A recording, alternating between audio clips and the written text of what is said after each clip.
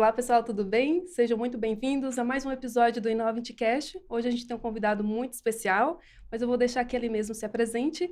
E antes disso, muito obrigada, Alan Lacerda, Opa, nosso de gerente novo, comercial. estamos aí, né? Paulo Salomão, nosso líder técnico aqui com a gente, acompanhando também. Obrigado, pessoal. Vitor, muito obrigada por estar aqui com a gente. Vou deixar que você mesmo se apresente. Obrigado, Maíra, Alain, Paulo. Obrigado primeiramente pelo convite, né, de estar aqui com vocês, falando um pouco, né, daquilo que a gente vive já há quase 20 anos. Bom, primeiro, antes de mais nada, meu nome é Victor da Rocha. Eu sou ex-estrategista da Microsoft, né, são 3 anos aí atuando junto com parceiros, né, para desenvolvimento técnico, para qualificação, entrega de ofertas. Mas antes disso, tem uma jornada que me levou até ali, né? Atuei quase 7 anos na IBM, né? Passei pelo mundo aí de distribuição, passei por consultoria, tive o prazer de acompanhar o nascimento da jornada cloud no Brasil, né? Todo aqueles paradigmas que teve que ser quebrado, se era um produto, se era um conceito, que tipo de serviço é, especialista em virtualização também. E aí hoje me credenciou até um tempo atrás estar na Microsoft, né, como estrategista de parceiros e conhecer vocês e receber o convite de estar aqui hoje. Obrigado, para mim é um prazer. Bacana, obrigada aí pelo seu tempo. Acho que a gente vai falar muito hoje sobre essa transformação, aproveitando que você falou, né? Assim, a gente que vem dessa geração aí, acompanhou muito essa mudança, né, do mercado em relação à cloud. Acho que o Paulo aqui também pegou bastante, né, Paulo? Como que você percebe aí essa mudança no mercado, acompanhando aí essa evolução para o mercado de cloud? Na verdade, assim, se a gente olhar a tendência, tanto do mercado como do investimento do mercado de TI, a nova vibe é ir para cloud, né? Cloud é a nova tendência, tudo porque você tem um investimento mais controlado, um ganho de desenvoltura muito maior e uma escalabilidade muito mais planejada, né? Que aí vem a questão da estratégia, né? Eu acho que eu também contribui muito com isso. Qual que era o grande desafio há 10 anos atrás? Cara, eu preciso criar um budget. De quanto em quanto tempo eu vou ter um renew? De quanto em quanto tempo a gente vai ter que pensar em atualizar? Do nada vem aquela garantia. Não só isso. Vou ter que dobrar minha capacidade. Quanto isso vai me custar de investimento pensando numa curva de 2, 5, 10 anos? Né? Quando a gente fala de cloud, isso aí virou muito dinâmico. Eu acho que proporcionou para quem decide, para quem compra primeiro, porque são duas coisas distintas que a gente também tem que pensar, né? Quem decide muitas vezes não é quem compra, quem compra quem detém a caneta final ali, de poder escalar isso de acordo com a demanda. Então, eu posso crescer, eu posso diminuir, eu posso evoluir de formas diferentes. Eu acho que a cloud, ela veio para ficar. Quem não estiver entrando nessa onda vai ficar para trás, né? Vai estar um patamar para trás, né? E eu acho que trouxe um pouco mais de equalização para o mercado, tá? Se a gente olhar os nossos clientes de 3, 4 anos atrás, quantos tinham poderio de estar como estão hoje, né? Eu acho que também veio para equalizar o mercado. Então, empresas de menor porte têm condições de competir com empresas maiores, oferecendo, de repente, a mesma tecnologia. Eu acho que isso vem como um resultado também da evolução da tecnologia no mundo, né? No mercado. Ela... pode ser uma palavra da moda, mas o mindset, né, de como as pessoas, como as empresas enxergam a tecnologia. Se você for pegar aí, né, e aí cagueta a idade da gente, 10, 15 anos atrás, você via muitas empresas vendo a tecnologia como um mal necessário. Né? Não investindo em qualificação, não investindo nos profissionais. E aquelas que naquele tempo viu que tecnologia de fato faz parte do negócio, saíram na frente. Sim. Hoje, se a gente fizer um pensamento rápido e for elencar os 2 principais ativos de qualquer empresa, não importa o produto que ela faça, não importa o que ela entrega, o primeiro são as pessoas, não existe empresa sem pessoas, e o segundo é a tecnologia. E a tecnologia como uma ferramenta para gerar o seu produto, né, a sua entrega, ou a tecnologia como o seu serviço de fato. Né? E aí, se a gente for falar de outras coisas que dá diversos podcasts aqui, a gente pode fazer analogia com dados, né? Nunca foi gerado tantos dados, né, quanto ultimamente. Nos últimos 2 anos, mais do que os últimos 20. Isso mostra a velocidade que as coisas se transformam, que as coisas mudam, né? A acessibilidade à tecnologia, e o cloud ele me traz isso, né? A tecnologia como um serviço, né? Eu deixo de ver ela como um mal necessário, pago exatamente por aquilo que eu preciso, e utilizo ela de fato para aquilo que ela vai me ajudar. Antes eu precisava ter um CPD, eu precisava cuidar... De uma forma mais democrática também, né? Acesso a clientes SMBs, Enterprise. Isso eu acho que trouxe também a facilidade ali de muitas empresas nascerem. Não se fala hoje de startups, por exemplo, não importa qual que é o segmento, sem falar de um cloud native. Fala dela nascendo, né? Há estudos, por exemplo, que fala que até 2025, 85% das empresas elas vão nascer em cloud, ou vai ter o cloud first ali como sua primeira força computacional. Então, faz analogia à Revolução Industrial, há anos atrás, a gente está falando de escola agora há pouco, né? Sim. Falando de quando a gente estudava escola, né? O mundo lá, quando o têxtil era muito forte, a energia era um mal necessário. Eles não usavam energia como seu produto, mas precisavam de energia para gerar as grandes máquinas, e as empresas tinham a energia, né? Gerando a sua própria energia, suas mini usinas ali e tudo mais. E aí começaram a pagar isso como serviço. E aí hoje todo mundo utiliza como serviço. Verdade. Até na nossa casa. E a tendência é que tecnologia faz isso, né? Ela tem que fazer parte do negócio. A empresa que não tem esse mindset, acho que fica para trás. Pegando o gancho, eu acho que assim, o Vitor pegou um ponto certo, é um mindset mesmo. Eu acho que contextualizando um pouco mais para o mercado brasileiro. Uhum. Eu acho que a gente olhando para o mercado brasileiro, eu acho que além de ter esse conceito de que TI era um mal necessário, TI é custo, TI não é estratégico, né? Existia também aquela questão, TI no Brasil é caro. Exatamente. É mais caro que no resto do mundo. Então, assim, posso até entender que era legal, posso entender que é muito bom, mas pra gente não cabe no meu bolso. E eu acho que a cloud sonho veio... distante ainda, Exato. né? Eu acho que a cloud, o Alan usou um termo muito bom, que é democratização, tornou acessível o recurso de ponta para quem não tinha. Sim, Ou, exatamente. e eu acho que até quando a gente fala muito, muita gente fala muito é custo, querendo ou não, é custo. Houve a democratização de como investir, de como gastar, porque antigamente, voltando às épocas do data center, do CPD, do no-break, você ia comprar alguma coisa, você tinha que despender um dinheiro muito alto, muito rápido. Sim. E muitas vezes pensando, daqui 5 anos, será que eu vou chegar a consumir? Se eu precisar, já está aqui. Na cloud não. Então, assim, eu consigo pagar isso de forma orgânica, conforme a minha utilização, pay for use, que é um conceito não muito bom. E se eu tiver previsibilidade, eu consigo trabalhar com pré-alocação. Então, assim, quando a gente pega aí uma instância reservada, por exemplo, gera pra gente um saving interessante para você realocar, porque eu sei que eu não vou passar daquilo, aquilo é necessário e não vou crescer. Ou, dali eu só vou para cima, não vou para baixo. Mas aí vem alguns desafios que... Essa questão da mudança, desculpa, Tá, assim, Vitor, eu vejo uma resistência, às vezes, de algumas empresas. Talvez algo muito cultural, já ouvi falar sobre isso. Cultura é tudo, cara. Onde você está imerso. Depende da região, não sei se o Vitor concorda comigo. E depende do segmento de mercado. Tanto que uma das ideias do nosso podcast é justamente isso, né, Alan? Trazer um pouco essa cultura, quebrar um pouco essa ideia de que é caro, de que, né, é difícil administrar, que não é seguro. Mas existem algumas variáveis, eu acho que ainda falando um pouco de Brasil, eu acho assim, vamos contextualizar o Brasil, tá? Quando a gente vê algumas empresas falarem assim, cloud ainda não é para mim. Não sei se você concorda, Vitor. Mas existe a questão da variável infraestrutura. Sim. Por exemplo, se você pegar hoje uma empresa, uma indústria, onde, por mais que ela dependa de tecnologia, ela não precisa ser online, ele vai pensar, onde eu tô? Eu tenho um link de internet bom? Eu tenho infraestrutura de polaridade de link de internet boa? Eu tenho fácil acesso a, de repente, uma segunda opção de data center, etc. Será que hoje eu realmente preciso estar online? Então, existem várias questões, tanto culturais como infraestrutura, que acabam ponderando na decisão de alguns segmentos. Você acaba escolhendo qual problema você quer resolver. Exato. Porque, né, se ele for para este tipo de visão, não, mas eu quero cloud, ele consegue resolver com MPLS, consegue resolver com alguma coisa ali, né, esse problema de link, por exemplo.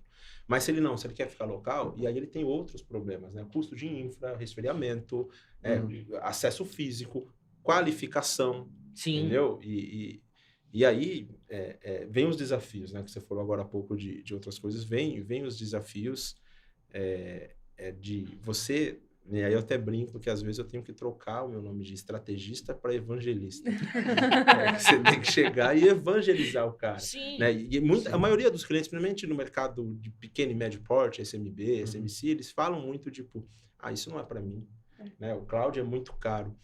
Mas até onde você conhece o cloud, o que você acha que é cloud? Você não precisa mergulhar num Azure, por exemplo, como um todo, falar de migração, né? Falar enfim, eu posso começar com site backup, com disaster cover, com alguma solução de backup, Não, e sem contar das soluções SaaS, né? Que hoje, normalmente, os caras já é comum, já é normal. Sim. E ninguém fala sobre isso. Eles nem percebem que estão usando um Exchange Online, um Teams. Victor, que nem eu falo assim, quantos projetos a gente não começou a conversar com o cara falou, não, mas eu preciso contratar, que não sei o que. Cara, com 3 meses resolveu o problema dele. Exato.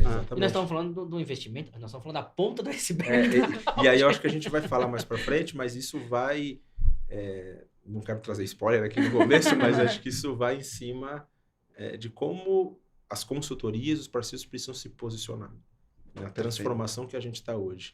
Antigamente, né, quando eu comecei, lá no início dos anos 2000, a maioria das empresas eram tiradores de pedidos. Sim. E não é que eram ruins, era necessidade na época. Eu lembro que eu trabalhava numa distribuidora, o meu trabalho era chegar um pedido ali, uma RFP, eu pegar a lista e ver se o switch batia as descrições que tinham ali. Eu lembro quando começou, né? Nessa época começou o wireless. E aí uma vez ligaram para mim e perguntaram o que era o vireless. E aí eu tive que explicar o que era o vireless, o que era a entrada USB, né? Que é o USB. Então, são paradigmas, né? São dados históricos, né? Que a gente passa. Aí eu coloco aqui, eu acho que, né? No perdão do peso da comparação, mas a pandemia ela é um divisor de águas para o cloud também. Sim. Né? Por mais, tirando as perdas que nós tivemos no mundo, com pessoas e tudo mais, a pandemia ela acabou acelerando a entrada ou a experimentação de cloud para algumas empresas. E aí vieram algumas dores, que algumas foram do jeito que estavam. Né? Preciso, pelo menos, do trabalho moderno, né? Falando do modern work, né? de Teams, essas coisas, falando de Microsoft em si. Pelo menos isso a pessoa precisava para trabalhar de casa. Mas aí faltou um cuidado com segurança, faltou um cuidado com escalabilidade, com performance. Veio a oportunidade para a gente, né, de mercado, mas para aqueles que viraram a cara, torceram o nariz lá na frente, quando começou tudo isso... A gente escuta de SaaS, você falou de SaaS desde 2008, 2007. Não, sim, perfeito. E tem gente que nem sabe a diferença de SaaS para PaaS hoje ainda. É um desafio, mas eu vejo como oportunidade a sopa também. de letrinha, que fala assim, o que, de cara, letrinha. traduz SAP, né? A gente ouve muito assim, SAP. O que é IaaS, o que é PaaS, o que é SaaS, né? Muitas vezes existe o... Tinha o DaaS também, lembra? E de tudo isso, eu acho que a importância de ter um parceiro, né?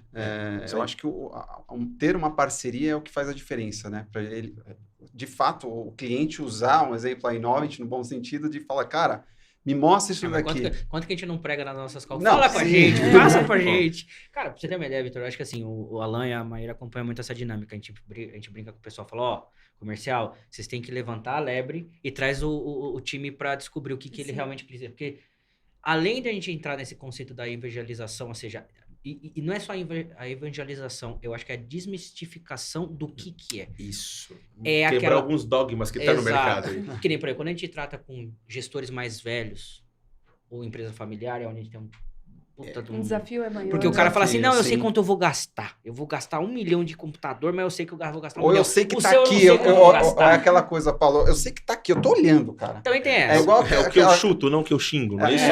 É igual aquela, assim, um home office. Não, eu quero ver as pessoas aqui, cara. Não não tô quer dizer olhando, que não- estejam ali presencial, estejam trabalhando Só que além mais ou disso, menos. eu acho que assim, quando a gente consegue avançar essa barreira do não sei, não preciso, você vai para a segunda parte. O que eu preciso? Porque muitas vezes o que acontece? O cara, ele sabe a dor, mas ele não sabe exatamente o que ele precisa para remediar aquela dor. Sim. Então ele olha para aquela vastidão de soluções e fala, ele acha, né? Ele fala assim, ó, eu acho que é esse, ó. E te pede aquele elefante branco, como Não, a e a galera gente fica já com pegou. receio do caramba. Assim, até na Innovent, a gente fez a implementação do CRM. A galera já, não, pelo amor de Deus, tem que fazer e tal. Ai, meu Deus do céu. Cara, hoje, você pergunta, o pessoal não vive sem. Exato. Porque Fala, caramba, como assim?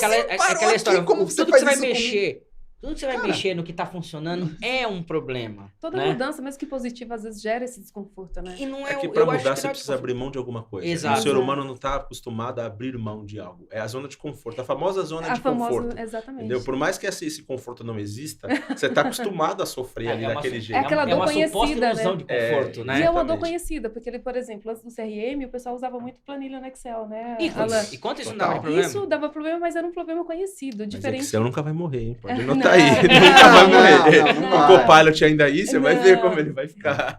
É mais no sentido de organização mesmo. Mas depois que o pessoal vai para um CRM, entende que aquilo é seguro, que a gestão é muito mais fácil, é aquilo que ela falou, agora já ninguém vive sem. Da mesma forma, quando a gente fala aí das migrações que a gente pega, né, Paulo? Então, o pessoal às vezes está acostumado a passar raiva com o provedor X, tem aquele A gente tem uma dinâmica totalmente diferente. Exatamente, tem o estresse da mudança, mas depois que muda, que acessa ali, vê o quanto é seguro, proativo. E você aguça ali vamos dizer assim, como é que eu vou dizer? A curiosidade de conhecer mais. Pô, isso aqui deu certo. O que mais a gente pode ver? O que mais tem? Só que eu acho que o principal ponto, eu acho que um grande... Você falou da pandemia, acho que foi um divisor de águas, concordo. Mas eu acho que um grande problema hoje ainda dessa questão da cloud é o excesso de informação. Sim. Informação em excesso, com pouca qualidade, com muita oferta. Hoje o tirador de pedido é o Google. O tirador de pedido é o YouTube. O tirador de pedido é o Instagram. O cara te bombardeia com um monte de coisa que muitas vezes não é aquilo que você precisa. Mas tem muito oportunista também, né? Muito sempre vai ter, né? Mas aí é que vem o desafio e uma das entregas do meu trabalho como estrategista. É o posicionamento do parceiro. O parceiro, se ele quer ser diferente, se ele quer entregar algo de fato, ele precisa ser especialista. E aí eu falo de especialista em alguns pilares. Primeiro, de uma solution area. Ele precisa saber o que ele faz e o que ele faz muito bem. E continuar fazendo aquilo bem. Se capacitar tecnicamente, tá? E conhecer o negócio do seu cliente. Né? E aí a gente fala de indústrias, né? Education, retail, né? A parte de governo. Você identificar isso e aí sim você consegue trazer as melhores soluções e fazer esse filtro de informação. É o papo dos dados. Tem muitos dados, mas para o dado virar um conhecimento, ele precisa ser filtrado. Sim. E filtrar da maneira certa. Ainda bem que a gente já faz isso, né? Exatamente. A gente tem bem dividido, né, os nossos pilares de atuação, né? Modern Workplace, agora a gente está incluindo a Cloud Solutions e Cybersecurity. E tem a área de serviço da Maíra. E a gente vai incluir agora, provavelmente, a área de dados também, né? Envolvendo o Power Platform e tudo mais. A gente vê uma grande demanda nisso também. E você vê como as pessoas, na verdade, as empresas estão evoluindo. Aquela coisa que talvez a gente já enxerga como natural, né? Usar um OneDrive, um SharePoint, um Teams. E agora o pessoal querendo já criar aplicativo, sabe? Começa a falar de Power Platform, mas quando você fala de no-code, low-code, e aí vai naquilo que você falou, a tecnologia ela nunca foi tão democrática. E isso vai acontecer cada vez mais. Sim. Né? Pessoas que não se achavam, por exemplo, né, falando de pessoas agora no desenvolvimento profissional, que não se achavam competentes ou com aptidão suficiente, com pouco conhecimento, entre aspas, mas com muita força de vontade, saber estudar, ela consegue criar um aplicativo. Então, hoje eu acho que vale mais a pena, e aí também peço a permissão para usar na frase aqui, você conhecer do negócio que você está inserido do que da tecnologia propriamente dita. Porque tem as consultorias. Você não consegue ensinar negócio para o seu cliente, mas você pode aprender sobre o negócio dele e trazer a tecnologia que vai encaixar certinho. É o diferencial que eu acho que a gente tem hoje. Legal. A gente vai se debruça na necessidade do cliente dentro do contexto dele. Porque muitas vezes, é isso que eu falo, em quantas reuniões a gente não entrou por conhecer aquele nicho de mercado, por conhecer aquela demanda, que eu vou pegar o caso do educacional, que nossa, é muito forte. Sim. A gente já sabe quais são as dores do mercado educacional. Muitas delas. Então, quando o cliente chega pra gente falar, eu quero Copilot. Vou pegar o exemplo do Copilot, que agora tá na modinha. Eu quero tradução automatizada da minha ata automatizada da minha transcrição. Cara, tem. Mas ainda não tá legal, não é o que você precisa. Me fala a sua dor. O cara vai ler e falar assim, não, sabe que eu tenho uma aula aqui que eu preciso ministrar assim, acessado. Então, existem outras formas. Devolve para ele e fala, você sabe o que o Copilot faz? Não sabe. Não, sabe, é o chat GPT da Microsoft. É a melhor forma de definir. É o chat GPT da Microsoft. Eu vou poder mandar embora todos os meus jovens aprendizes, estagiários e júniores. É isso que o cara vai te responder. Não é isso. Não, e aí a gente trabalhar bastante isso, porque eu te falo, em 80% das reuniões que a gente entra, 80%. A demanda que chegou pra gente não é a demanda que vai sair. Com certeza. Exatamente. Sim. Em nível de ferramenta, nível de licenciamento, nível de serviço. Mas é por causa desse, eu acho que por causa desse excesso de informação que tem, o cara, ele já tem um problema, já tem a dor, ele vai atrás e ele fala, eu acho que esse cara aqui me resolve. E aí aquilo que é melhor, né? Uma Ferrari ou um Uno? Depende, você nunca viu uma Ferrari com uma escada no teto. Entendeu? Porque o Uno serve, ele é bom para aquilo. E até anda bem, né? Os caras com a escada andam bem. Mas depende. Então, vai lá, né, conheça o negócio do cara e fica o recado aí para os parceiros que se você quer se posicionar melhor em Microsoft e toda outra nuvem, player de mercado, conheça o negócio do seu cliente. Sim. Se posicione cada vez mais como um parceiro que vai fazer parte do negócio. Porque além de você criar fidelidade, um relacionamento bacana, você vai entregar a tecnologia exata que o cara precisa. E aí, se a gente for falar de Azure, né, eu tenho lá o discurso do fazer mais com menos, do more with less. Eu tenho as etapas certas que a gente se conecta lá. Né? Às vezes o cara está no momento de migrar. Então, não, você compartilhou, eu participei de um treinamento, né, que você fez e, cara, você estava mostrando várias estratégias, né? Como... Você precisa conhecer o cara. Saber se ele está no momento de migrar, os grandes silos. Esse é o primeiro ponto. Migrar, otimizar, porque às vezes o cara estava lá na pandemia e foi do jeito que estava, o lift shift lá foi do jeito que estava para a nuvem, e aí ele precisa de uma otimização, você fala pelo seguinte, olha, vamos falar de inovação, vamos falar de Kubernetes, vamos falar de inteligência artificial, vamos falar de serverless, alguma coisa que possa encaixar e trazer, né, empoderamento, vamos dizer assim, para os seus desenvolvedores. O cara fala, não tenho grana, não tenho budget. Como que está a sua nuvem hoje? Talvez você otimizando, trazendo ali essas reservadas, os saving plans, eu consigo liberar grana para ele começar a falar de inovação. Então, a atuação consultiva é o ponto mais importante hoje para os parceiros, para as revendas e as consultorias. Acho que esse é o caminho correto. Exato, e aí Innovate veio passando, a gente inclusive tem um episódio passado, né, bacana todo mundo assistir, que a gente contou um pouco dessa história.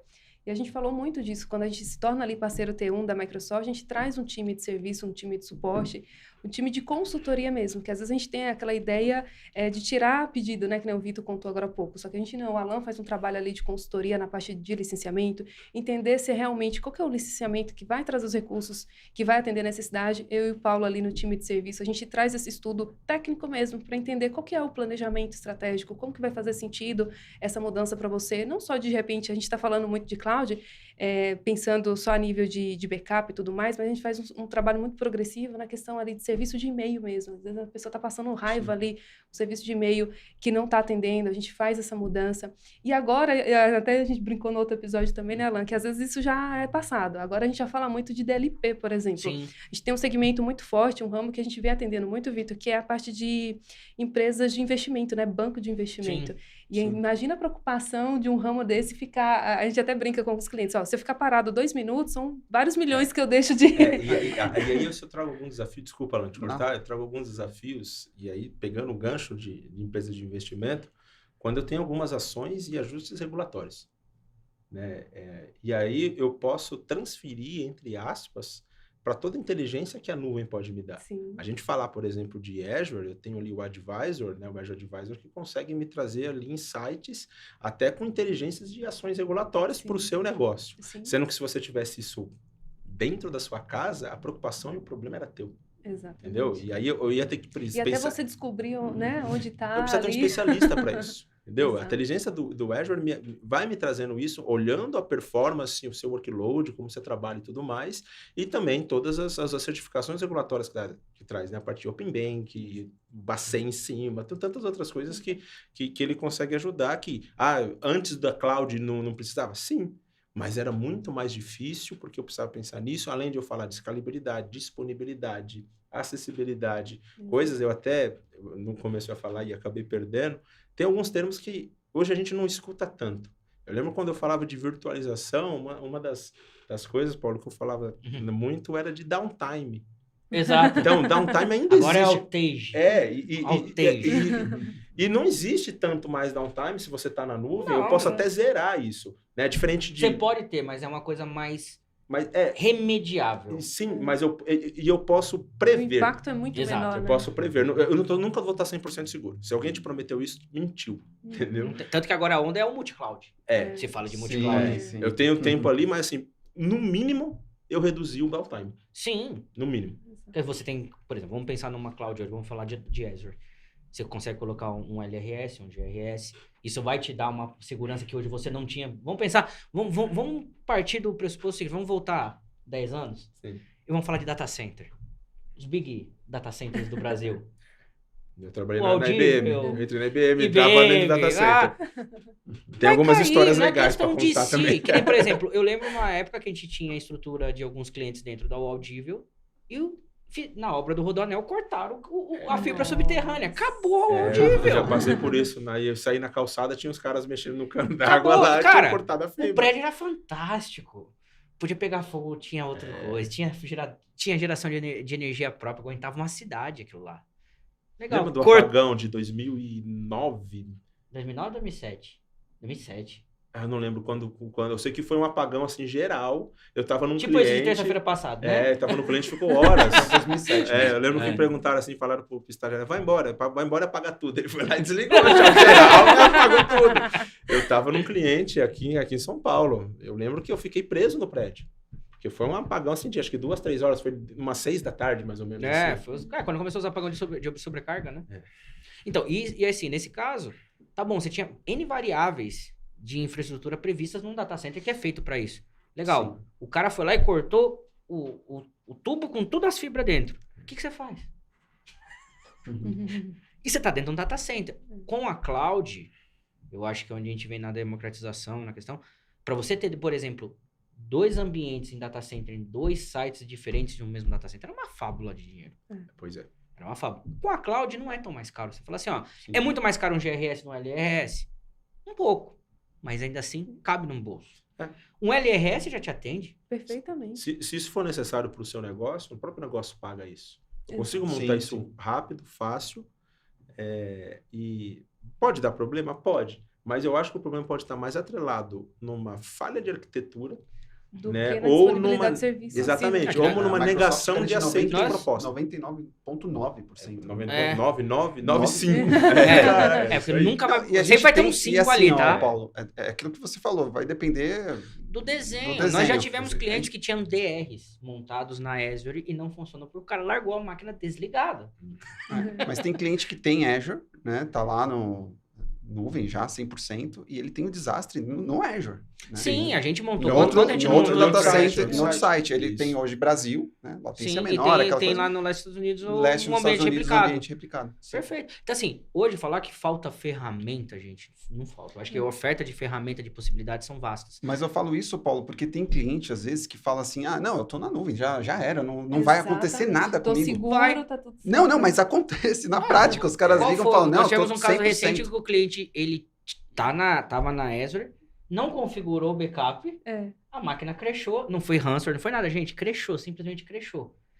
A última cópia fiel que ele tinha era de 2 anos atrás. Eu lembro de uma piada aí que a gente fazia na faculdade, era que tecnologia, né, informática, é uma ciência exata. Tem uma exatidão, vai dar pau. Conte com isso. Então, não é questão de ser, é quando. Quando vai dar pau. E às vezes, até falando, né, Paulo, aquilo que o Alan comentou agora há pouco, o fato de estar na nuvem não quer dizer que eu não tenha mais nenhuma preocupação, não tenha que, né, se preocupar com segurança. As preocupações são diferentes. Exato, ela grandes existe, poderes mas... traz grandes responsabilidades. Aí você precisa entender isso. Exato. Aí, nesse caso, o cliente, eu não configurei backup. Não, mas eu já estou na nuvem, eu não preciso de backup. Então, às vezes por exemplo, um erro muito grande que a gente pega, por exemplo, pegar uma situação bem simples, porque assim, se você olhar, pra gente é corriqueiro, mas pro cliente não. Levamos um cliente pro SharePoint. O cliente fala, nossa, tenho versão, tem lixeira de 90 dias. Nunca mais vou fazer backup na minha vida. Exato. Aí você precisa de um negócio de 120. Já era. Quando você fala pro cara... Não, e hoje a gente ainda tem essa dor. Chega pro cara, não, tem que fazer backup do SharePoint. Mas como assim? Vocês já estão me cobrando, já tem lá, mas a Microsoft não me dá isso? Não, a Microsoft não te dá. Primeiro que a Microsoft te dá nada. Ela te fornece. E não está previsto. Ali está prevista a disponibilidade, a ferramenta, o engine. Mas backup não, backup é retenção. O que ela te dá é backup de curto prazo. Aí tá aí uma dos desafios também, né?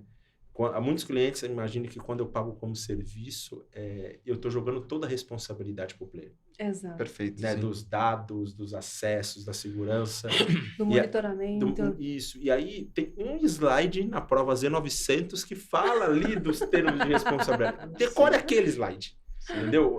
Você ainda é responsável por seus dados. Sim. Porque se eu fosse responsável como player, eu teria acesso, eu estaria infringindo muitas leis. Leis de privacidade. Exatamente. Né? Então, assim, é entender que você diminui a responsabilidade, mas não te isenta de responsabilidade. É que, assim, o que eu acho que fica ambíguo, a gente tem defendido muito, Victor, acho que você vai concordar, quando você contrata um SaaS, um IaaS, até um PaaS, o que você está terceirizando não é o dado.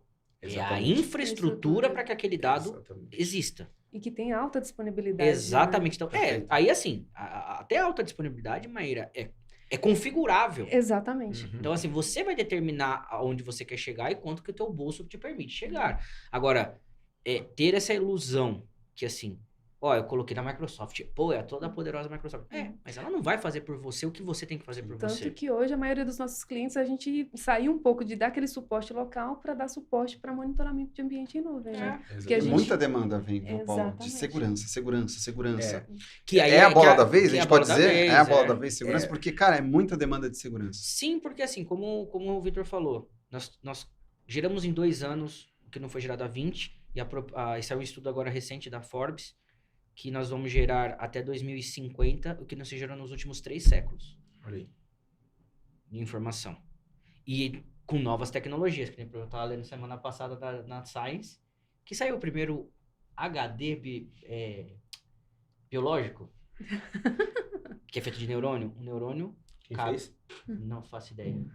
Eu chutaria IBM. Eu não sei não, eu acho que foi a Seagate. S-Gate? Eu acho que é a Seagate. Porque quando Não eu tava lembro. lá, tinha uns estudos disso daí. Então, e um neurônio cabe mais do que, acho que não me engano, um prédio inteiro de storage. sim. Caramba. Então é um negócio sem fim. Então, Daqui a pouco eu cria Skynet, né? Do Exterminador do Futuro. dizem isso da ChatGPT, né? O Copilot dizem que é mais forte, então vamos ver onde isso vai parar. Que vai acessar a maior base de dados do mundo. Que nem, isso é um dos pontos que a gente tem que começar a pensar. Então, por que segurança? Nós estamos entrando numa era da inteligência artificial que vai ter acesso a uma massa de dados fora da curva. Dizem que se o ChatGPT continuar na onda que tá aí o Copilot, em 1 ano eles não têm mais conteúdo para consumir. E assim, Caramba. eu... Cara, você imagina É absurdo. tudo que a gente construiu, a informática nós estamos falando de quanto tempo? 30 anos, 40 É anos, isso aí. mais ou menos? Eles vão consumir em 1 ano e meio, 2 anos. Exatamente. É isso aí. E assim, dados, desde o início do mundo, foram criados dados. Dados são informações que, né, soltas, conectadas, te geram conhecimento. E a grande diferença de novas tecnologias, né, de ChatGPT, Copilot, é que eles têm a capacidade de aprender. Sim. Né, coisas que não tinham. Então, isso não traz. E a velocidade que eles fazem, e isso aqui não é para trazer medo, não, tá? É oportunidade, é bom, Exatamente. é oportunidade. Eles ainda, eles têm uma geração de dados gigantescas, têm a capacidade de aprender, mas ainda são super obedientes a gente. Sim. Enquanto não tiver caráter, vamos dizer assim, O problema tá é tudo quando virar bem. Skynet. A gente não pode deixar virar Tá tudo Skynet. Preocupação talvez para os CEOs aí das empresas. Não, mas é onde vem a questão da segurança, Alan. Porque quando você começa a ter uma disponibilidade de dados muito alta, no momento que a gente... Eu acho assim... A pandemia também... Eu acho que a pandemia trouxe isso e trouxe isso com mais força, onde a gente começou a olhar de novo pra gente. Eu acho que o capital humano voltou a ter força. E uma das coisas que o capital humano trouxe foi privacidade. O dado é meu, eu faço o que eu quero da forma que eu quero. Então você tem que me pedir anuência, você tem que gazelar pelo meu dado, se eu quiser levar meu dado pra lá pra cá. Então se você não tiver O que tecnologia... você vai fazer com o meu dado? Exato. Então se você não tiver tecnologia de segurança, e quando eu falo segurança, não é só segurança, o Vitor comentou, é processo, é gente, é cultura. Planejamento mesmo. Que na verdade não adianta nada eu dar o DLP Master Blaster pro cliente se ele não tiver o mínimo de cultura para operar aquilo. Eu vou conseguir, entre aspas, automatizar o que tá ali dentro do dado, mas o que o cara faz fora do ambiente automatizado? Quando eu falo de segurança, eu abro um leque de discussão imenso, né? Mas segurança, ela é esses 3 pilares, né? O primeiro, todos são as pessoas. E as pessoas sempre vai ser o elo mais fraco quando a gente fala de segurança. Perfeito. Engenharia social e tantas outras coisas que pode ser. Depois eu falo de processo. É melhor você ter um processo ruim do que não ter processo nenhum. Mas, né, de processo. Depois, sim, tecnologia. E mudou muito a visão de segurança que a gente tinha 10, 15 anos atrás. Antes o cara pensava em vírus, em derrubar, fazer um DDoS, né? O cara tá com maldade, o cara quer derrubar o sistema dele. É isso. Hoje, com a nuvem, o cara às vezes não tá nem aí pro seu dado. Ele quer acessar o seu workload, criar máquinas virtuais para fazer mineração de criptomoeda, por exemplo. Exatamente. E ele não quer sequestrar seus dados. E aí que responde a dúvida que muitas empresas pequenas falam, mas eu sou muito pequeno, eles não vão invadir os meus dados. Ele não quer os seus dados, ele quer seu acesso no Azure para fazer isso. A Microsoft, ela mandou, inclusive, um comunicado colocando o nome de algumas empresas e falou, tinha que cara, trocar. não, como a gente é parceiro teu, a gente consegue criar uma assinatura em 1 minuto. cara, esses clientes vocês não podem trabalhar com eles. É porque, de fato, devem ter encontrado uma situação dessa de o cara acessa, cria assinatura, e aí a fatura do cliente era 1.000, veio 6, 7, 10 mil. Cara, e aí? O cara tem que pagar. Foi casos pequenos. Não, isso eu tô assim, leve aqui, eu tô light. Teve casos de chegar na casa do 1 milhão. E isso que a gente fez aquela campanha com os clientes de... Cara, porque você coloca... Pegar o caso do processo. Colocou MFA pra todo mundo. A empresa inteira. O admin da conta não tinha. Só o admin. Quantos casos a gente não pegou desse? E a senha era password 01 ainda. É tipo o CNJ lá. O nome da empresa e o final ano. Mas às vezes, Paulo, até bacana você falar do MFA, porque às vezes a pessoa fala, eu vou falar de segurança, vou criar um mega planejamento, mas não tem MFA aplicado. Então, às vezes faz o básico que está acesso o básico dele. Bem feito já seria, E assim, eu coloco há uma responsabilidade do parceiro avisar isso, no mínimo avisar. Sim. E eu sei que a grande maioria faz isso. E aí o parceiro precisa se respaldar quando o cliente não quer fazer isso. Sim. Né? E muitos, quando eu vou falar de MFA, eles falam, pô, mas aí eu preciso de um outro dispositivo, eu não quero usar o celular do meu... Aí você vem as preponderâncias. Não dou celular corporativo, só tenho pro pessoal. Tá bom, você tem e-mail, manda por e-mail, manda por SMS. O que vem funcionando bem, a gente trabalha muito com jornada. A Maíra entrou com a jornada de segurança, e aí nessa jornada o cliente consegue ter uma visão bem clara de, nossa, eu tô querendo um DLP, mas, cara, meu backup, assim... Não tem nenhum backup. E aí você pega os pilares da segurança. Aí você fala assim, cara, você fala não muito faz de segurança sentido. de acesso, mas você vai ver o cara não tem segurança de infra. Backup, quando ele fala backup é segurança, não é como não, backup é dado. Não, backup é segurança. A gente fala de que a gente precisa acabar com as senhas. Né? Existe mesmo essa campanha, né, de acabar com as senhas. Sim, a própria Microsoft Sim. Mas antes disso, às vezes o cara não tem nem uma política de senha. Entendeu? Que por mais que a senha pode ser quebrada, né, existem aí pesquisas que falam que eu tenho mais de 950 tentativas de invasão no Brasil por segundo. Nossa. Eu tenho uma analogia até na apresentação que eu faço com um beija-flor. É mais rápido, tem mais vezes a tentativa de quebra de senha do que quantas vezes um beija-flor bate. E aí eu vou um pouco além, com as tecnologias, agora com as inteligências artificiais, as mecânicas de quebrar senha estão mais poderosas ainda. Que antes você tinha um algoritmo básico rodando tentativa e erro. Sim. Agora você pode ter um algoritmo inteligente de autoaprendizado que pode minerar dados do alvo dele para então poder fazer combinação de senha. Quantas vezes você não pega o nome da filha, não sei o que, nome do cachorro, não sei o que. O cara vai lá, entra na sua rede social. Nós não estamos falando nada fora da curva, não, se gente, você assusta quando você fala e o Instagram traz para você propaganda, sim, você falou perto dele. Então, assim, nós não estamos falando de uma coisa fora da curva. Agora, por exemplo, quando a gente fala de processos e pessoas, né? Cara, a gente bate muito forte nisso. E aí, vamos fazer política de senha? Vamos. Cara, vou pegar contextos até atualizados. Clientes que a gente leva direto pra nuvem. Azure AD, Intune, tudo bonitinho. Aí chega pro cara e fala, cara, vamos colocar política de retenção de senha de rotatividade de senha? Há quanto tempo? 90 dias, que é boas práticas. Não, cara, coloca 730, vou trocar... Não, cara, muito. Pô, teve um que pediu, que é o limite. Paulo. Não, é o ano, cara. 3 anos, 2 anos. 2 anos. Não, 2 anos já uns quebrados. Aí você fala, não pode, não. Então, tem como fulano de tal não trocar a senha? Aí você vê quem que é o fulano de tal. É o dono da empresa. Não, é o dono da empresa. Administrador, com tudo... Tipo não é administrador, mas tem acesso a tudo. O cara tem 10 global admin. Não, isso, que nem uma dificuldade que a gente tá tendo hoje, que é assim, aí vem as ambiguidades da segurança. Pelas boas práticas, eu não posso ter um login genérico. Mas também as boas práticas dizem que você não pode ter um monte de login admin global. E aí, que nem a gente tem lá no nosso corpo, sei lá, 10, 12 pessoas, como é que você faz? Você tem que deixar ficar refém de 2, 3. Aí torcer pros 2, 3, os 3 não tá ocupados. Então, por exemplo, falta também, aí a gente começa a colocar, aí são as melhorias que a gente começa a ver no mercado, também da gestão da segurança. Acho que a gente sofre muito isso também.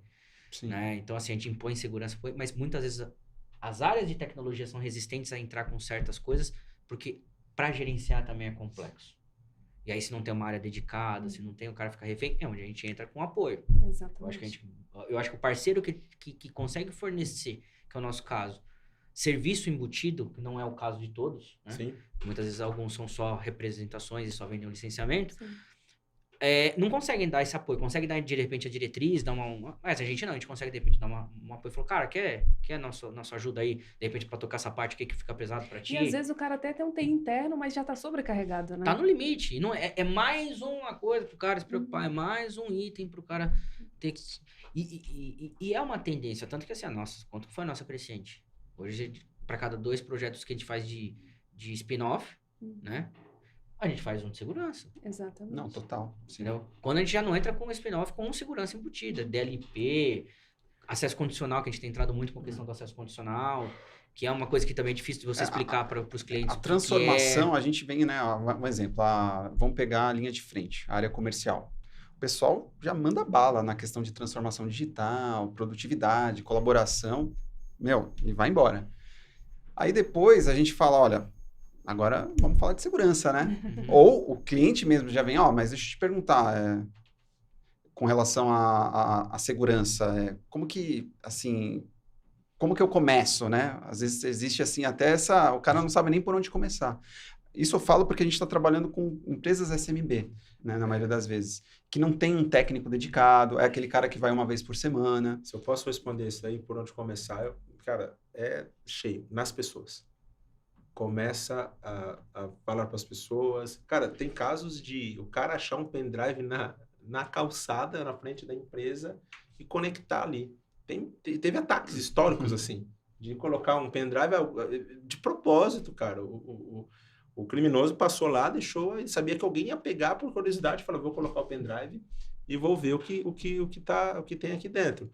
Então, acho que pela pessoa, né, entender que o cybercrime é um negócio hoje. É um negócio grande e lucrativo para o criminoso. E muito bem estruturado. Exatamente. Eu não preciso ser um gênio para ser um hacker hoje. Só basta eu entrar na Deep Web e comprar um pacotinho que vai me prometer um retorno X financeiro se eu atacar quem eu quiser. Entendeu? O que eu preciso ter hoje para entrar, para ser um hacker do mal, vamos dizer assim, é uma intenção. Basta isso e um pouquinho de pesquisa. Então, mas assim, pegando um pouco desse gancho, Alan, eu acho que o grande ponto que eu acho que a gente tem que pegar realmente são pessoas, porque a gente teve clientes grandes que o processo de segurança não é claro. Mesmo sendo grande, né? Que às vezes eu falei SMB, mas a gente tem cenários que o negócio, cara tem uma área. E quantas vezes a gente não entrou em alguns clientes grandes que realmente tinham políticas, tinham tudo, mas aquela política não refletia a realidade. Exato. Ela refletia um compliance por ter. E acontece em muitos casos. Existe aquela coisa, eu vou montar a regra, legal. Não tenho uma área de segurança ativa, eu tenho uma área de segurança consultiva. Contratei uma empresa, essa empresa veio, fez um trabalho, entregou, tá aqui, ó, memorando com tudo, é aqui a regra, né? Quanto dessa regra realmente você colocou no ar e ela tá hoje fidedigna? 30%, 40%? Né? Por necessidade, cara, mudou o negócio? Muda. E é uma coisa que é extremamente mutável, extremamente volátil dentro do processo. Cara, como eu te falou, a Deep Web, o hacking, ele tá em constante evolução. É um negócio lucrativo. Saiu um estudo ano passado que qual é aquele grupo mais famoso lá de hacker? Os caras faturaram, acho que 5 bi de dólar, cara. Então, 5 bi de dólar. Não estamos falando 5 bi de reais, é 5 bi de então, dólar. Teve um estudo em 22, eu não vou lembrar os números aqui, mas se o dinheiro que rodou, né, que circulou no cybercrime, se fosse um país, ia ser a 3ª maior economia do mundo. Abaixo só de Estados Unidos e China, na frente de Japão. Cara, pra você ter absurdo, ideia. Né, cara? É um negócio tão forte, cara, que assim, nesse estudo que eu vi, falou que essa organização, eu esqueci o nome, tinha RH, tinha política de premiação, como se fosse uma empresa tradicional. PLR. Tô falando sério. Falou, cara, tinha mais de 70 colaboradores, o negócio era estruturado, e era o organograma, mostraram esse estudo, né? Então, assim, se os caras que estão querendo, entre aspas, desculpa, perdão a palavra, ferrar a gente, estão estruturados desse jeito, se a gente não tiver... Pois é. Como é que a gente tá? Tem que estar, pelo menos, né? Exato, minimamente. Preparado, né, cara? E foi o que a gente falou. Se a gente pegar o mercado de 10 anos atrás, vamos contextualizar, o cara que ainda hoje tá on-premises. Legal, ele pode estar um pouco mais tranquilo? Pode até ser. Para algumas ameaças atuais. Sim. Mas ele tá com dores do passado. Ainda dentro de casa. E que talvez não tem as soluções Não, tradicionais como ele conhecia. Não, e o que eu quero dizer é o seguinte, ele cai numa falsa ilusão e fala assim, estou um pouco mais seguro. Ninguém vai invadir o ambiente dele para fazer uma minoração de criptomoeda, mas vai dar um DDoS ali. Vai dar um ransomware. Mas aí a gente entra naquele ponto. Um ambiente híbrido não seria talvez o mais adequado? Porque Alan. um vai, talvez, Não, porque na verdade o problema complementando o outro? Mas nesse caso de segurança, quando você fala assim, se o ambiente híbrido ou ele é baseado em parcial ou ele é uma réplica. Ele não tem outra forma de você trabalhar. Ou você está levando parcialmente a estrutura para a nuvem, ou você está levando uma réplica para a nuvem. Eu vejo mais como uma estratégia para o cara conhecer a nuvem. Exato. É mais uma estratégia para ele ir para a nuvem. A não ser que esse híbrido que você fala é multi-cloud. Não, ele está falando Mas híbrido on-prem em nuvem, cara, é algo que vai gradativamente o cara indo para a nuvem. Ou o cara tem alguma coisa legada. Que necessita de alguma coisa. É porque a gente pega muitos casos, né? O cara tem aquele AD local. Mas né? o Copilot vai ajudar nisso aí. E aí ele pergunta sobre o AD. O Copilot vai ajudar nesse legado aí. Então. Daqui a pouco a gente não vai ter mais desculpa. Não, a gente tem muitos casos, por exemplo, o cara tem um sistema legado que é baseado em autenticação NTLM. Sim, perfeito. Aí você não consegue levar para um Azure AD. O cara é obrigado a manter um ambiente. E aí agora a gente está nessa questão híbrida, na verdade, de pessoal. Sim, aí o conceito de trabalho. E aí começa, né? Cara, mas como que eu vou migrar, né? Como que eu vou fazer com que eles se autentiquem e tal? E tira VPN, eu não quero mais VPN. Então, mas isso é, por exemplo, o que eu queria complementar quando eu comecei essa ideia foi o seguinte, essa questão do cybercrime, da segurança, veio muito em evidência por causa disso. Nós levamos um ambiente para a nuvem. Isso está mais suscetível ao ataque, porque você tem alta disponibilidade e alto acesso para todo quanto é lugar. Transformei o meu modo de trabalho de ambientes que eram fechados para multi-ambiente. Ou seja, pode estar na minha casa, pode estar na praia, estou liberando acesso para que possa trabalhar. Ou seja, a produtividade ela é anywhere. A partir do momento que eu tenho um anywhere, eu também tenho polos de ataque de anywhere. Então, por exemplo, vamos pensar numa situação. Vamos pegar os precursores da cloud. O que as empresas faziam quando era cloud? Eu tenho um escritório, uma sede, tenho o meu ambiente num data center ou numa cloud, eu só acesso minha cloud através do meu escritório. Isso fechado. Raro, salvo as exceções. Você mitigava um pouco? Mitigava muito. Ainda existia a possibilidade? Sim, claro. Hoje não, vou lá e abro. Eu sou obrigado a abrir para algumas coisas. Entendeu? Sim. Tem VPN? Tem. Tem essas questões de segurança? Tem. Mas, por exemplo, eu vou ter que abrir, por exemplo, um sistema para o mundo. Se o meu produto é um produto que fica aberto para o mundo porque ele é um produto final destinado ao mundo, eu estou diretamente exposto. Então, aí é onde vem a questão de soluções. E aí a gente foca muitas vezes assim, solução a nível de usuário, eu falo de endpoint, eu falo de conexão geográfica, eu falo de todas essas coisas que aí vem mais aquele ponto de você conhecer o negócio do cara, conhecer a aplicação do cara, o que ele precisa, né? Aí isso, vou abrir para o mundo, mas eu não quero aceitar uma autenticação que está, sei lá, na China. Na China, no oeste europeu. Mas, por exemplo, aí a gente esbarra muito no cara que usa, por exemplo, o Azure o gratuito. Aí você fala pra ele, tem como bloquear? Tem o acesso condicional. Só que aí você precisa do AP1. Aí o cara, Aí você começa a contextualizar. Mas eu vou até um pouco mais além, Victor. E quando a gente pega clientes nossos que tem software como produto final, você fala de um AF pro cara, ou você falou groselha porque o cara não faz ideia do que você tá falando, ou você fala pro cara, não, você acha que eu preciso de um AF? Não, minha aplicação não é tudo isso. Quantas gente não cai nessa vala? Então, assim, eu acho que... Aí eu sou a favor do discurso de terrorista. Colocar um medo no cara. Tem que ser terrorista. Se você fala de segurança, você tem que ter pelo menos um slide na apresentação para o cara sair dali em pânico. Eu já cheguei, por exemplo, e aí eu quando estava lá na Microsoft, falava que a gente precisava fomentar mais, que o cara nem sabia, o cliente final nem sabia que a Microsoft tinha solução de segurança e era a mais completa do mercado. Né? Quando falava de Defender, ele achava que aquele Defender de anos atrás que era do Windows Vista. Do Windows Vista, entendeu? Ele falou, a única coisa que mantém desse cara é o nome, porque agora é totalmente podia ter mudado, produto. Né, cara? Ajudava tanto e ajudar tanto. E a Microsoft vem mudando vários nomes agora, sim, né? Até o próprio AD, agora ele virou o Entra, né? É o nome. Não, a Microsoft também às vezes pega pesado, né, com as mudanças. Esse é um que eu não mudaria o nome, porque todo mundo sabe o que é. Sim. Entendeu? É que ele tá querendo levar mais para um conceito de colaboração, um conceito de universalização. Eu acho que é até legal, porque, por exemplo, você fala AD, não é todo mundo conhece. Você fala o Entra, é onde autentica na Microsoft? Legal, ficou mais fácil. Mas olhando para o mercado, vai continuar sendo o eterno AD. Sim. Mas, por exemplo, o Defender, nesse caso, eu falo para você que é justamente para você tirar aquela má impressão do passado. Porque não tinha uma impressão boa do Defender do Porque passado. o Defender do Vista, do 7, gente, era porque eu lembro, eu tava na apresentação, eu falei lá de Defender for Cloud, Defender for Endpoint, e aí tinha um cara lá no fundo, assim, fazendo a cara... tá funcionando direito esse negócio? Funcionando porque ele era Vitor, você ruim, que era não sei da o quê. casa, se você fosse elencar as piores coisas que a Microsoft fez, você colocaria o Defender, o Vista ou o 2000? Ah, cara, eu acho que o Defender aí tá na lista. Tá depois o Vista e o 2000 Professional até Não, funcionou Millennium, eu legal. tô falando do Ah, o Millennium. Millennium. O Millennium. Ah, o Millennium, beleza. Não, mas não é. Então, criou-se essa má impressão. Você vê como a Eu gente tenho tem saudade dificuldade da, eu hoje tenho saudade da lembrar. tela Hoje- azul. Uhum. Eu tenho saudade da tela azul.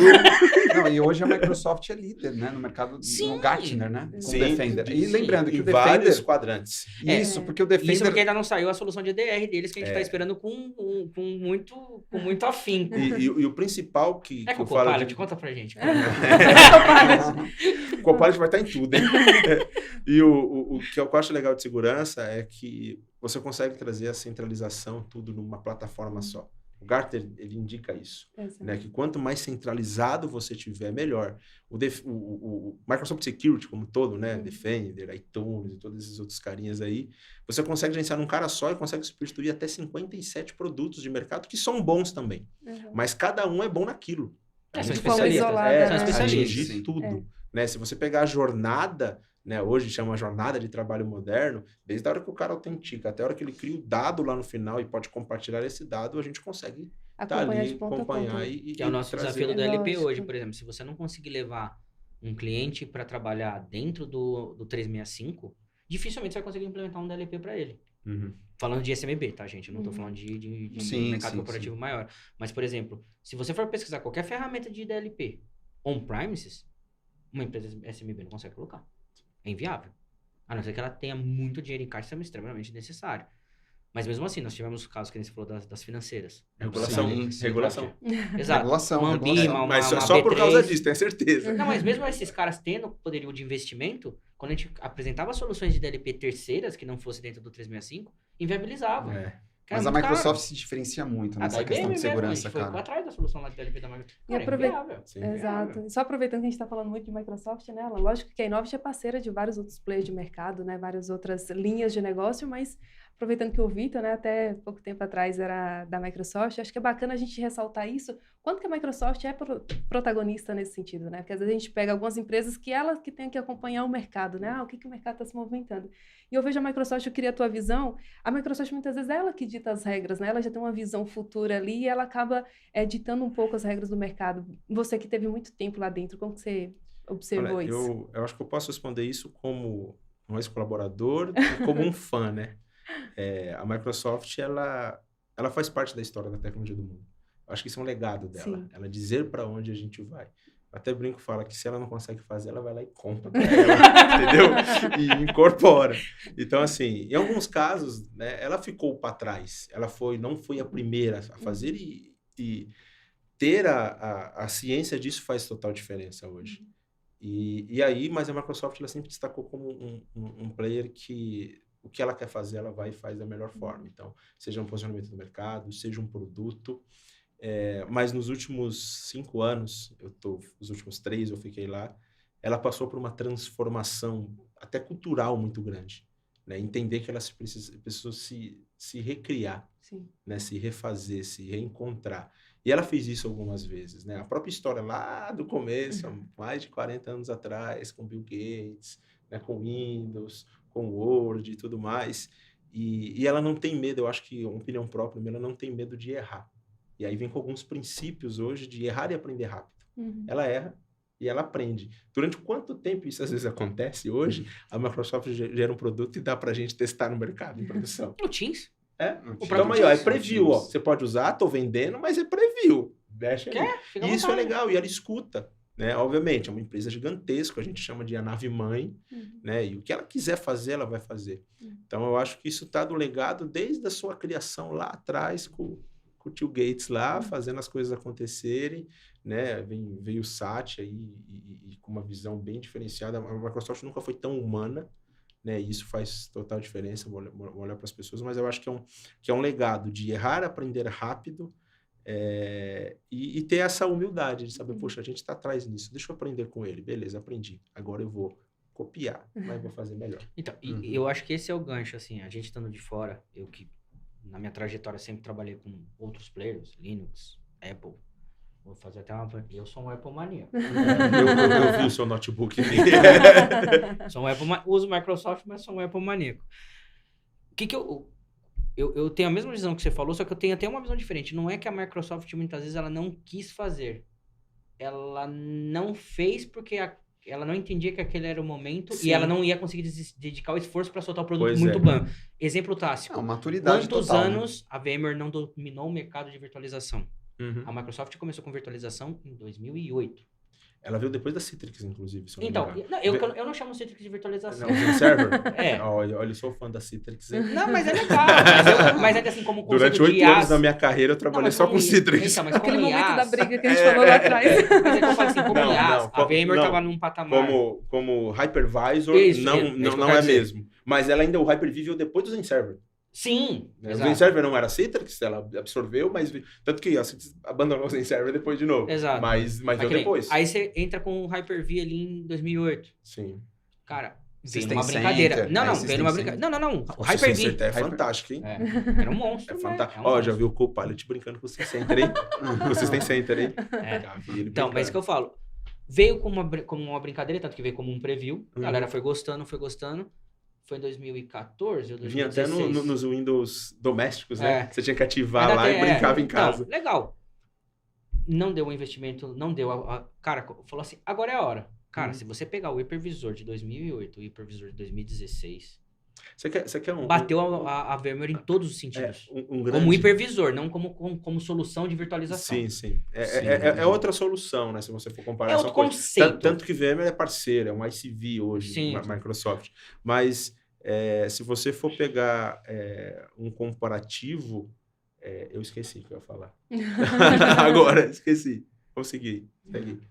Não, mas o que eu falo, assim... Tanto que hoje a gente é parceiro VMware e a gente percebe, mas, por exemplo, os caras, eles... É que o VMware, por exemplo, se você tem um ambiente on-premise muito robusto, o VMware ele faz mais sentido. Lembrei. Se você for pegar um comparativo assim dessa transformação de Microsoft, você falou que você mexeu com Linux, né? Foi o Linux também? Mexi até hoje, na verdade. Então, existia uma grande... Quando eu comecei a estudar, uma grande rincha de Linux e Windows. Sim. Né? Sistema diretório, não sem sistema Unix, diretório. sem Unix. Aí, tipo, tinha... Aí, mais uma vez, vai caguetar, mas tinha um cara chamado Novell, lembra? Nossa! Esse foi minha formação inicial, pô. Eu tinha certificação Network 6.5, pô. Aí, ó. Entendeu? E assim... Para de falar assim, que aí veio já somos velhos, ninguém precisa ficar sabendo. Não, mas se você pega essa grande briga, a Microsoft teve um ano que ela falou, não, beleza, vamos falar de open source também. Vamos abrir código, né? Vamos mostrar o kernel aqui, vamos fazer tudo isso. E eu achava que isso nunca ia acontecer. E aconteceu. Abriu do XP, você tá falando na abertura do XP. Sim, gente, eu acho que a maior revolução da Microsoft, e eu dou amém pro ser, não sei se foi o tio Gates, mas eu acho que não, mas eu queria dar um beijo na boca do cidadão que fez isso. Olha lá, então. Juro por Deus, dou. Foi o cidadão que resolveu tirar a plataforma C e passar pra plataforma Unix. Cara, PowerShell foi vida. É isso aí. Cara, você ouve falar de tela azul? A tela azul não existe mais. Eu não vou mentir mais, que eu odiei, gente, tá? Que eu odiava código. Odiei quando veio isso, mas... Mas aí foi mais um passo pra tecnologia. E se não tivesse feito isso... Tá ferrado. Não dava hoje. Eu não ia conseguir falar de infraestrutura como código. Não ia falar de tantas outras coisas que hoje faz sentido. Exato. Porque, por exemplo, uma coisa que mudou muito nessa questão. Hoje você fala de aplicar uma release. Antigamente você fazia patch. Tanto que você não ouve mais patch. Hoje você vê aquelas versões do 2H, não sei o que, código maluco. A máquina demora tudo bem. Meia hora pra atualizar, mas não tem tela azul, gente. WSUS. Não tem tela azul. Então, assim, eu acho que é nesse ponto que... Por que eu entendo que a Microsoft, isso falando como usuário multiplataforma, né? A gente sempre trabalha em multiplataforma. Tá um patamar acima das outros players. Porque, realmente, toda vez que ela resolveu entrar numa briga, quando eu falo uma briga saudável, numa nova feature, quando ela vinha pra arrebentar. Tanto que o Active Directory tem 25 anos e ninguém consegue bater. Não dá. Eu ia falar, esse é o cara dela. Não tem, ninguém consegue bater. É o que na hora que você fala assim, a Microsoft vai morrer, o AD tá aqui, ó. E quebrou. Chegou o Capitão Planeta ali e resolveu, sabe? E o Excel. Excel entra na briga. Eu acho que assim, a Microsoft, ela tá na vanguarda por causa desse poderio dela. Ela sempre traz... Não, a evolução a solução no top. Quando ela lança, ela não lança pra brincar, ela lança pra esmagar. Andor, né? Não, ela vem pra esmagar. Paulo, você percebe assim, ó, há quanto tempo tem o Teams? Há pouco tempo. Vamos falar assim, o preview dele saiu em 19 como despretensioso e bombou na pandemia. Você viu o que era o Teams e o que ele é hoje. Cara, já teve uma evolução assim. Eu falo que o Teams absurda começou do Teams. antes, né? Com MSN, com Skype, Skype Communicator, Business. né? Juntou um monte de tinha coisa. mais o outro lá, como é que chamava lá? O Link? Link. O Link, cara. Que o Link era o corporativo, né? Cheguei a licenciar Link, cara, na época. Vamos parar que a gente já tá falando muitas idades aqui. Mas não é, cara, é assim. ICQ. Nossa senhora. Aí você vai começar a falar do IRC. Nostalgia total. Então, mas isso é legal, Alan, pra você ver como... É que o Teams eu acho que não é parâmetro, porque o Teams já entrou numa geração da Microsoft que a velocidade é muito top. Sim. Então ela já estava numa época de cloud, a cloud E já resolveu um problema muito grande que o Skype eu acho que não conseguiu resolver, que é a integração com a telefonia, né? Então... Também, é que apesar de no Brasil a Microsoft não se O posicionar Skype como operadora, tinha, né? Mas a Mas era, infraestrutura cara, era muito robusta era, para mas eu fazer acho que- acontecer. Mas eu acho que Era o Teams, complicado. ele traz o conceito de colaboração definitivo. Diferente do É diferente Skype, que era conversa. diferente dos outros, entendeu? Ele não é só um E tudo negócio de integrado, comunicação, Não é um né? bate-papo. Não é um bate-papo. Eu consigo colaborar com documento, eu consigo fazer apresentação, eu consigo Aprovações, gravar, processo de aprovação. eu consigo trazer ali o Ata. Viva ali para o meio das coisas e fazer até toda a parte de education da minha empresa dentro do Teams. Cara, ele é fantástico. Eu era muito fã do Google antes também. O Google funciona muito bem, mas o Teams ele é muito mais completo. Sim. Então, tanto que eu falo assim, não dá para comparar Modern Work da Microsoft com qualquer outro player hoje. Não dá. É o mais completo. Não É o dá. mais completo. Já vem com a chancela do pacote Office. Sim. Né? Que já mata qualquer que coisa. já mata qualquer coisa, que todo mundo conhece o Office, Sim. né? E aí vem toda essa E parte de hoje, colaboração. assim, como que você vê a tecnologia daqui 10 anos, cara? Claro que você já tem, né, uma 10 trajetória, anos, a eu gente quero já estar falou dessa evolução. aposentado, andando de moto lá na Maldivas, fazendo a rota meia-meia. Mas brincando, cara, brincadeira. Cara, eu acho que cada vez mais, ela vai ficar cada vez mais democrática. Eu acho isso um lado positivo, né? A gente precisa honrar o passado, vamos dizer assim, né? Os caras que não tinham o Google, né? Yahoo, KD, lembra do KD? Que tinha esses sites para fazer a pesquisa, entendeu? Que andava com um monte de livro aí. Pois é. E eu acho que ela vai estar cada vez mais acessível. E o desafio vai ser diferente. Eu acho que o desafio não vai ser um desafio de tecnologia, de conhecimento técnico, mas o quanto você vai estar ligado no mundo. O Paulo falou dos dados aqui. Né? Qual foi o dado que você falou em 2050? Em 2050 nós vamos ter mais dados que os últimos 300 anos. Pô, você falou Então. até do neurônio. Não, então, isso nós estamos... Eu Isso tô falando aí pra então, falsar. eu acho que a tecnologia, ela vai gerar tecnologia. Ela mesma vai se procriar, vamos dizer assim. Mas Desde que não seja para nos matar. mas você vai precisar ser aquele cara que vai gerar dados para ela, que vai entender em qual contexto, em qual ecossistema, em qual sociedade você está inserido. Então, por isso que eu falo, está começando essa transformação hoje, né? Os parceiros que se posicionam por indústria, e isso eu estou falando de conhecimento de negócio, conhecimento dos seus clientes, faz total diferença. Né? Eu acho que a Microsoft vai estar lá daqui a 10 anos, Mais forte que nunca, né? mais forte, talvez em primeiro lugar, e muita coisa que a gente está brincando aqui, falando de novela, que é coisa do passado, a gente vai falar, Teams, lembra quando a gente usava o Teams? Aí veio um negócio que, sei lá, com realidade aumentada. Com IA, é verdade, realidade aumentada. Eu vi isso daí no Teams, inclusive. Não, então, o Com Teams, o seu, o Teams já tem o Virtual Office, você vai começar a trabalhar com Virtual... Na verdade, sim, o Virtual Office, mas com as pessoas todas lá. Então, assim... Metaverso.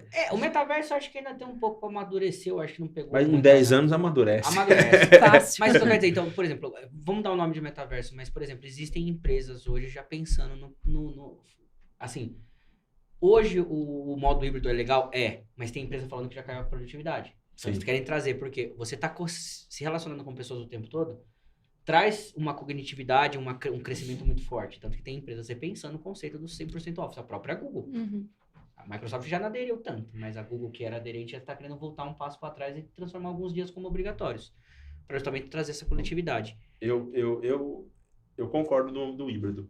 Eu acho que é interessante o modelo híbrido. Eu também, por causa disso. eu por mim, fico Mas no eu lugar acho da vida. que essa resposta, cara, tudo isso aqui é suposição Sim. que a gente está falando, mas isso aqui está muito aderente às gerações.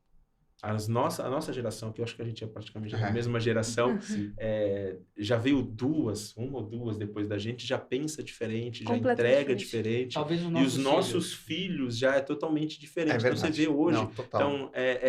O relacionamento deles virtual é muito mais normal do que pra hoje gente. A minha filha me ensina, às vezes, umas coisas lá de configuração. Mas, por exemplo, eles não sentem falta de não estar próximo. É natural já. Estar próximo é estar conectado. Sim.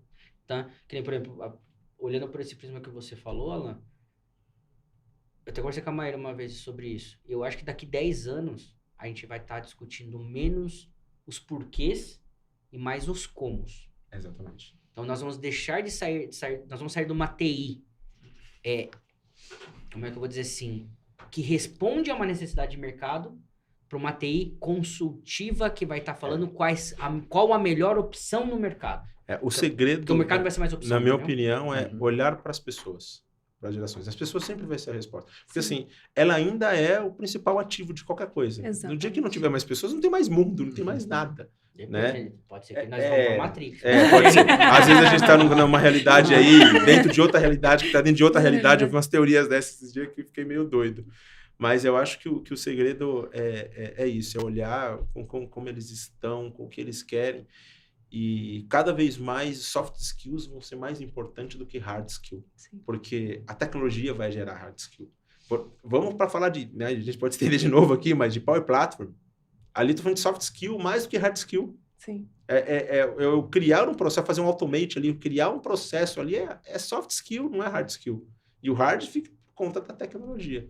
Eu acho que se tiver uma dica aí para as próximas gerações, alguém for ver esse podcast daqui 5 anos, cobra isso. Eu acho que é soft skill. Eu só quero ver, hein?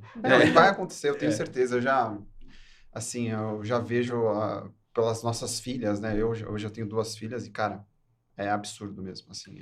A naturalidade que lidar com situações que você fala, nossa... Eu tenho filhos de forma escalável. São 5. Eu tenho só uma. Também E assim, a tecnologia hoje ela é intuitiva para esse tipo, para eles. Eles nasceram nesse meio. Sim. Por exemplo, se você falar dos nossos pais, por exemplo, os nossos pais eram inconcebível videogame, a gente era rato nesse negócio. Sim. Entendeu? A tecnologia hoje como um todo, para eles é nativo, pra gente algumas coisas ainda são. Então, por exemplo, o que os nossos pais hoje enxergam na tecnologia que pra gente é tradicional, celular, conectividade, Teams, por exemplo, meu pai não é tão velho, utiliza dessas ferramentas, mas toma um pau. Toma um couro ali, mas vai. Meu avô, então, esquece, não mexe. Agora, por exemplo, a gente, por exemplo, daqui 10, 15, 20 anos, a gente vai ver tecnologia e falar, nossa, que legal, pra gente não é tão intuitivo, mas pra eles vai ser nativo. Sim. Então, é uma crescente, né? E nisso se percebe também, as preocupações começam a mudar, agora voltando para o mercado um pouquinho, né? Por exemplo, o gestor que antes estava preocupado em manter uma infra ali local, hoje, com esse avanço, já começa a se preocupar com outras coisas, né? Então, a gente percebe que nesses 10 anos, cada vez mais essa preocupação deixa de ser local. Esses ciclos vão ser menores. E assim, a tendência com a velocidade que nós estamos tendo agora, por exemplo, com a inteligência artificial que vai gerar... O que o Vitor falou é verdade. A partir do momento que você passa o hard skill, e não só o hard skill, como também a análise de tendência para uma inteligência que pode vislumbrar vários cenários num curto período de tempo, cara, então os nossos ciclos de salto tecnológico vão ser mais curtos. Se não me engano, nós viemos de uma crescente que era de 10 em 10 anos, 5 em 5 anos, hoje nós estamos falando de 3 em 3 anos. Exatamente. A pandemia acelerou isso. Sim, acelerou bastante, cara. Exato, então nós já estamos no próximo salto. A gente fala de hiperconvergência, velocidade aumentada, como chama? Modern, como é que é o termo que vocês estão usando agora? Modern Workplace. Modern Workplace. Trabalho moderno, né? Mas que eu falo, que era uma coisa que se a gente falasse e que demorava 2018, mais tempo não, vai pegar lá só para 2025, 2030. Sim. Então, assim, a gente teve um salto. Uma coisa que eu aposto muito, eu já vi algumas leituras, eu acho que em pouco tempo o e-mail vai morrer. As pessoas vão se comunicar por redes sociais.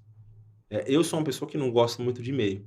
Então, o e-mail vai morrer. Você vai ver. Eu acho que isso um dia vai acontecer. Há estudos diz que as novas gerações preferem se comunicar via algum tipo de rede social. Você percebe o telefone já meio que morreu, mas né? o telefone mesmo, em si. Porque o pessoal... Quanto assunto você não trata só pelo Teams, cara? Você não manda e-mail. Ou WhatsApp. Né? E aí eu tava pensando nisso agora, eu vi o WhatsApp nascer. Eu usei SMS também, entendeu?